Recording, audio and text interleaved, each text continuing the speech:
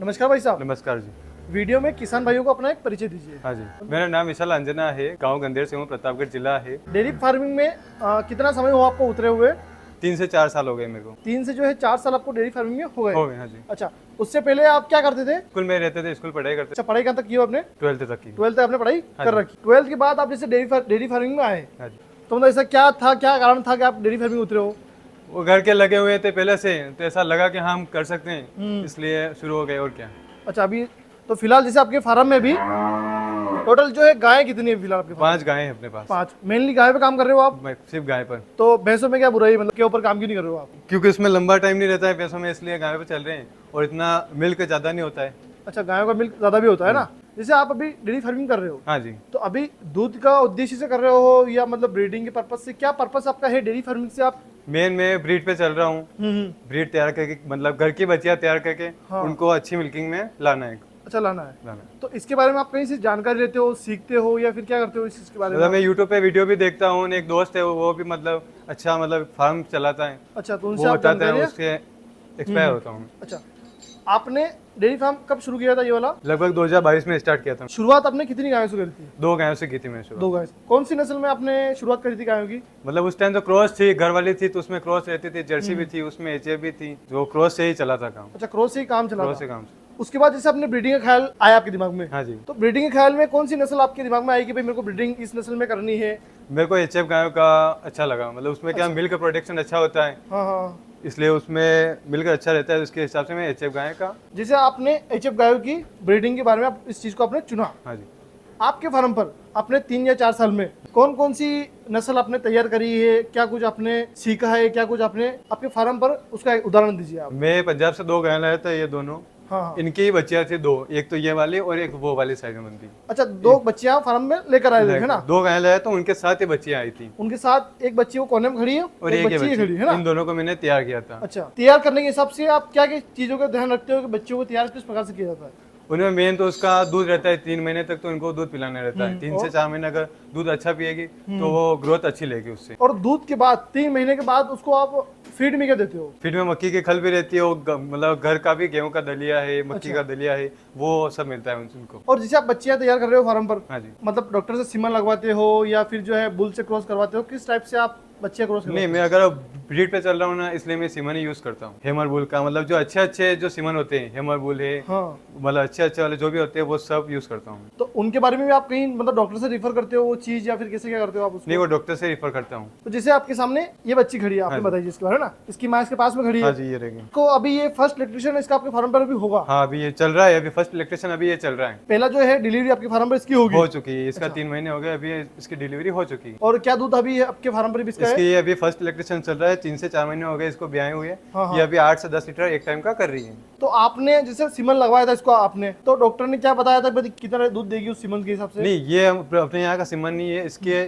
माँ वहाँ से लाया था ना, हम्म। तो वहाँ की इसकी बच्ची थी, तो इसका पता नहीं इसका क्या डिटेल है। इसके अच्छा, इसका फादर का डिटेल आपको पता फादर नहीं का डिटेल मेरे को पता नहीं। तो आपने उसके हिसाब से कोई सा भी सीमन आपने ट्राई कर रहे हो आपके हिसाब से ना? इसकी जो बच्ची आपके अभी फार्म पे हुई है, हाँ। उसको आपने सीमन कौन सा लगवाया था, मतलब कौन सी नस्ल का सीमन लगाया था? इसको 40-116 सीमन को लगाया था। तो पहले इलेक्ट्रिशियन में था 8 लीटर का एक टाइम का। हाँ। जिसे आपके फार्म पर उसकी माँ आप लेकर आए, हाँ जी। माँ कहाँ से लेकर आए थे? पंजाब से? ये पंजाब से लेकर आया था। अच्छा, तो पंजाब से आप यहाँ लेकर आए अपने प्रतापगढ़ वातावरण में, तो वहां से यहाँ लाने में किस प्रकार की समस्या आपको आई, उसके बारे में बताइए थोड़ा।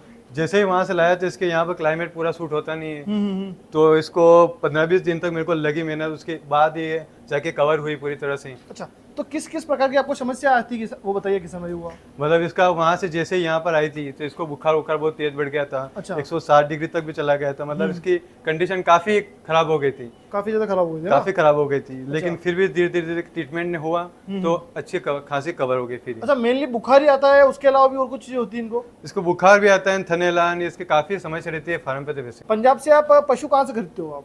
इसमें दब्बाली मंडी में है, वहाँ पर बहुत सारे व्यापारी भी होते हैं, लेकिन वहाँ पर एक दोस्त है, उसके थ्रू में ये लाए थे हम। अच्छा, और वहां से ये गाय क्या इलेक्ट्रिशियन में थी, कौन सा ब्याज था और कितना दूध था इसका? इसका उस टाइम दूसरा तीसरा इलेक्ट्रिशियन बताया तो उन्होंने उसका 32 लीटर मैंने यहाँ पर निकाला था, फिर यहाँ पर लाके दिन का। और वहाँ पर कितना बताया था उन्होंने 35 लीटर तक बताया था उन्होंने। अच्छा, तो आपके यहाँ 32 लीटर आपने 32 लीटर मैंने 16 लीटर एक टाइम का मैंने निकाला है इसका। अच्छा, वहां से आप इसको लेकर आए। हाँ जी। तो खुराक आपने आपके यहाँ पर अपने हिसाब से रखी है या फिर नहीं, मैं वहां से लाया तो 1 मंथ के लिए वहां की जो फीड चल रही थी वो फीड में लेकर आया था। 1 मंथ तक मैंने वो चलाई। अच्छा उसके बाद मेरे यहाँ की फीड जो थी वो आधी आधी वो भी मिक्स की, तो फिर जाके ये उस फीड में यहाँ की जो फीड है उसमें कवर हुई और फिर ये मिल्किंग में आ गई। अच्छा, पहले महीने भर तक आपने वो वहाँ की फीड वहाँ की फीड चलाई मैंने। अच्छा, उसके बाद फिर आपने यहाँ पर चेंज करी। चेंज करी। चेंज करी तो वहाँ की फीड के बारे में कुछ बता सकते हो आप? कौन सी फीड आपने दी इसको? उसका फीड का नाम तो मालूम नहीं है, लेकिन वहाँ की जो अच्छी फीड थी वही वहाँ के उस दोस्त ने बताई थी, तो वही मैं वहाँ से लेकर आया था जो वहाँ पर फार्म पर चल रही थी इसकी वहाँ। अच्छा, आपने क्या बदलाव किए फीड में इसके? इसके यहाँ पर लाके मक्की की खल, डेयरी का आटा, सरस है अच्छा, और 2-3 तरह की वो फीड है, वो सारी मिक्स की और इसको कवर किया था। फिर जिसे उस टाइम आपके फार्म में 32 लीटर दूध दे रही थी थी। और अभी कितना दूध दे रही है? अभी ये 12-13 लीटर एक टाइम का दे रही है अभी। तो अभी इसका दूध कम कैसे हो गया इतना? इसका कम होने का कारण ये गर्मी। अभी गर्मी का सीजन आ गया इसलिए। हाँ, बाकी अगर मानो ठंड का मौसम होता तो उस टाइम पे तो दूध था इसका? इसका 15-16 लीटर एक टाइम का चल रहा था इसका। मतलब एवरेज वही बेटर था Average जितना वही, बता रहे हो ना। हाँ। तो 30 लीटर के दूध के हिसाब से आप इसको फीड कितना किलो देते हो सुबह शाम में? इसको लगभग 6-7 किलो फीड मिक्स में चलता है, जिसमें सरस का भी रहता है, मक्की की खल भी रहती है और 2-3 तरह की फीड है, तो वो सारी मिक्स करके चलती है, तो 6-7 किलो एक टाइम की चलती है। 6-7 किलो एक टाइम का? एक टाइम की मतलब वो इसके बॉडी वेट के हिसाब से और दूध के हिसाब से आप दे रहे हो ना? हाँ जी। 6-7 किलो सुबह और 6-7 किलो शाम को। जिसे इसके साथ ही आप एक गाय और लेकर आए थे फार्म पर, है हाँ ना? जी। ये भी कौन सी नस्ल की है? ये जर्सी नस्ल की है। जर्सी नस्ल की। और इसका कौन सा लैक्टेशन आपके फार्म पर अभी? इसका अभी चौथा गैबिन है। चौथा गैबिन गैबिन है। है। आप लेकर आए थे उस टाइम कौन सा लैक्टेशन था इसका इसका? दूसरा था उस टाइम। दोनों साथ में लेकर आए थे? दोनों साथ में लेकर आया था। दोनों दूसरी ब्याज की थी ना? हाँ जी। एक तो आपने एचएफ रखी हुई है हाँ जी। और एक और एक जर्सी रख रखी है। जर्सी। तो आपने दोनों अलग अलग ब्रीड पे क्यों लेकर आए आप दोनों? इसका क्या कारण है? इसका रहता है कि एचएफ गाय का थोड़ा सा दूध पतला रहता है, तो उसका फेट अच्छी नहीं आती। फेट मतलब 3 के समथिंग आती है, लेकिन जर्सी गाय की क्या है 4 से 4.5 तक की फेट आती है। फीड आती है। अच्छा, इसलिए मिल्क को अच्छी फेट मिले, 4 से 4 तक मिले, इसके लिए जर्सी भी मिक्स लाया मैं। बाकी जैसे जर्सी और एचएफ हाँ जी। दोनों में बीमारियां होती है, मतलब किसमें कम होती है? कौन सी सही फार्म के लिए, डेयरी फार्म के लिए सबसे सही गाय कौन सी है? गाय तो अगर ज्यादा दूध के लिए मतलब जो सही है वो तो एचएफ गाय सही रहती है, अच्छा। क्योंकि उसमें क्या दूध अच्छा रहता है, बीमारियों जरूर ज्यादा होती है उसमें, उसमें ध्यान ज्यादा रखना पड़ता है। अच्छा लेकिन मिल्क के मामला में एचएफ ही सबसे बेस्ट है। अच्छा। बाकी आपने जर्सी पे काम कर रहे हो जर्सी भी रख रखी है मैंने, लेकिन ये सिर्फ फेट के हिसाब से रख रखी है। अच्छा, जैसे आपने जर्सी रखी, हाँ जी। चौथा लैक्टेशन आपके यहाँ है, अभी गैबिन है या डिलीवरी हो चुकी है? कैसे क्या अभी ये? इसकी डिलीवरी लगभग 1 साल पहले हुई थी, अभी भी नहीं है 4 महीने की। मतलब चौथा ब्याज आपके यहाँ इसका हो गया है? हाँ, हो गया है। ठीक है। चौथे ब्याज में क्या दूध था इसका आपके यहाँ पे? इसका 28 लीटर पर डे का था, 14 लीटर एक टाइम का। ये प्योर जर्सी है ना? प्योर जर्सी है। Pure Jersey. और भाई साहब बता रहे हैं 28 लीटर दूध एक दिन का? एक दिन का। ठीक है। तो इसकी खुराक में इसको बांटा कितना दोगे आप? जैसे आप 28 लीटर दूध दे रही है, हाँ। तो इसको भी 6-7 किलो दोगे एक टाइम का या फिर कम ज्यादा रहता है कुछ जर्सी का? नहीं, इसका भी लगभग वही सेम ही रहता है। इसका सिर्फ 1 kg समथिंग लगभग 6-7 इसका भी मिलता है। अच्छा। फिर जैसे आपने प्योर जो है जर्सी लेकर आए, हाँ जी। इसको आपने सीमन कौन सा लगाया आपके फार्म के लाने के बाद? इसको लाने के बाद 40 से 16 सीमन लगाया था, जिसकी बच्चियां ये बाहर रह गई। ये बच्ची है बाहर रह गई। ये देखिए, कौन सी वाली बच्ची है इसकी? ये बीच वाली ये बच्चियां। ये तो प्योर जर्सी है मतलब या फिर एचएफ क्रॉस में? नहीं, ये एबीएस के 40-100 सीमन आता है एचएफ का, उसका सीमन लगाया था। अच्छा। तो ये भी क्या उम्र की है बच्ची अभी? ये भी 15 महीने की बच्ची। 15 महीने की है। तो अभी ये हिट पर आई ही नहीं है अभी तक? ये अभी हिट में आके निकल गई। अच्छा। अब तो क्रॉस नहीं करवाया आपने इसको? अभी क्रॉस नहीं करवाया। क्या कारण है? कारण ये कि अभी इसकी हाइट है तो बड़ी नहीं है, इसके हिसाब से अभी मतलब अभी इतनी इसकी हाइट हुई नहीं है कि आप इसको क्रॉस करा करवाओ? सकें। और उसके बाद बात करते हैं, भाई साहब ने जो है 2 गाय पंजाब से लाए, उनकी बात हो गई है और ये उस गाय की बच्ची है, ठीक है भाई हाँ साहब? जी। अच्छा ठीक है। उसके बाद जैसे आपके फार्म पर एक गाय और खड़ी है बीच में, है ना? हाँ जी। ये फार्म की है या फिर कहीं खरीदी हुई आपकी गाय? ये 3-4 साल पहले मैंने पास के गांव से ही खरीदी थी। क्या कीमत में खरीदी थी आपने इसको? इसको 3-4 साल पहले उस हिसाब से 50,000 में मैंने खरीदी थी। अच्छा। और क्या दूध था इसका?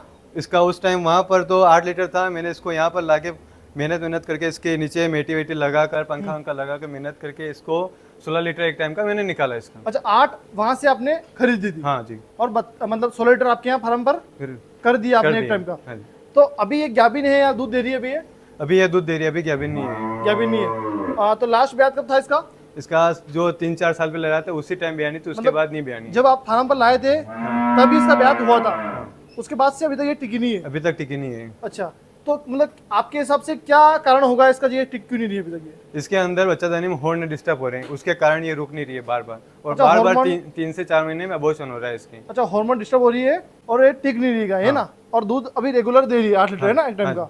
और उसके बाद जैसे इसके पास खड़ी ये वाली, ये प्योर एचएफ में ही है। अच्छा, ये भी खरीदी हुई आपके फार्म की है? नहीं, ये घर की बच्ची थी, वो तैयार की ना पंजाब से। अच्छा, दो पंजाब से लाए थे, उसकी दूसरे एक ब्याज की बच्ची बच्ची है। ये। हाँ। तो ये भी गाभिन है? ये अभी ब्याह हुई है, ये अभी महीने भर की ब्याह मतलब हुई है। इसका दूसरा ब्याज आपके फार्म पे या पहला ब्याज नहीं, है? फर्स्ट चल रहा है ये अभी। फर्स्ट चल रहा है। हाँ जी। और कितना दूध है इसके नीचे? इसके 10 लीटर एक टाइम का है। 10 लीटर एक टाइम का है। एक टाइम का है। मेनली आपने 2 गाय से फार्म चालू किया था। और आपने 5 गायें कर ली अपने फार्म पर और 5 अपने बच्चे तैयार कर बच्चे लिए, तैयार कर ठीक है। जैसे 5 गाय पे फार्म पर है, 5 गायों का रोजाना का दूध कितना होगा आपका? मतलब पर डे का 80 लीटर। पर डे का 40 लीटर एक टाइम का होना। अच्छा, 80 लीटर के हिसाब से महीने का कितना आपका हो जाता है? मतलब डेयरी फार्म से कितनी कमाई कर लेते हो आप? लगभग 60-70 हजार रुपये हो जाता है महीने का। 60-70 हजार रुपए महीने का हो जाता है। वो सूखी कमाई है या सब खर्चा काटने के बाद? उसमें खर्चा काटना पड़ता है। कितना काटा है उसमें खर्चा? लगभग 30 से 35 हजार खर्चा हो जाएगा उसमें। अच्छा, तो मतलब डेयरी फार्म से मतलब अगर माने अपन, मुनाफा कितना होगा इस फार्म से? आपके 5 गाय डेयरी फार्म से कितना मुनाफा होना चाहिए? मतलब उसमें एक टाइम का तो इसका इनके फीड में इनके कैल्शियम वेल्शियम मिनरल इनमें चला जाता है एक टाइम का। अच्छा। और एक टाइम का अपने बच जाता है। एक टाइम का बच अपने जाता है। तकरीबन सूखा प्रॉफिट बताओ आप, मंथली का सूखा प्रॉफिट कितना आपका अभी? मतलब 30,000 मान के चलो, 30,000 बच जाते हैं। 30,000 सूखा प्रॉफिट मान के चले। काफी शानदार बताया भाई साहब ने। मात्र जो है 5 गाय के फार्म से भाई साहब ने फार्म चालू किया था और आज की डेट में भाई साहब जो है सूखा 30,000 रुपये प्रॉफिट कर रहे हैं। नौकरी करने से तो काफी ज्यादा लाख गुना बढ़िया काम है कि भाई साहब घर पे रहे, 5 गाय का फार्म चालू कर रहे हैं, 30,000 रुपये। भाई साहब एक सरकारी नौकरी के बराबर ये काम है ना। तो आप संतुष्ट हो इस फार्म से? आराम से संतुष्ट हैं। अच्छा, तो भविष्य में और गाय बढ़ाओगे आप इसमें? नहीं, हाँ बिल्कुल बढ़ाएंगे। अच्छा, और भाई साहब ने यहाँ पर फोकर का सिस्टम भी काफी शानदार किया हुआ है, पशुओं को ठंडक भी रहे और मेटे भी काफी शानदार तरीके से भाई साहब ने लगाई हुई। अच्छा भाई साहब, कोई बंदा नया फार्म चालू करे आज की तारीख में, तो उसको आप क्या राय देना चाहोगे भाई? किस प्रकार से वो फार्म को एक सक्सेसफुल फार्म बना सकता है और क्या क्या उसको ध्यान रखना चाहिए, इसके बारे में उसको मैं यही बोलूंगा कि उसके घर पर जो गाय रहती है उस पर पहले प्रैक्टिस करे वो। अगर उसको लगे कि हाँ मैं कर सकता हूँ, तभी उस पर वो काम करे गायों पर। और फिर गाय खरीदे तो वो आसपास के गाँव से ही खरीदे। अच्छा, बाहर से नहीं खरीदे। उसको क्यों, अगर ज्ञान नहीं होगा तो गाय आकर बीमार होगी और फिर वो मर जाएगी, तो फिर माइनस में ही जाएगा। अच्छा, फिर डेयरी फार्म माइनस में जाएगा ही जाएगा। अच्छा, ठीक भाई साहब, धन्यवाद। ठीक है जी।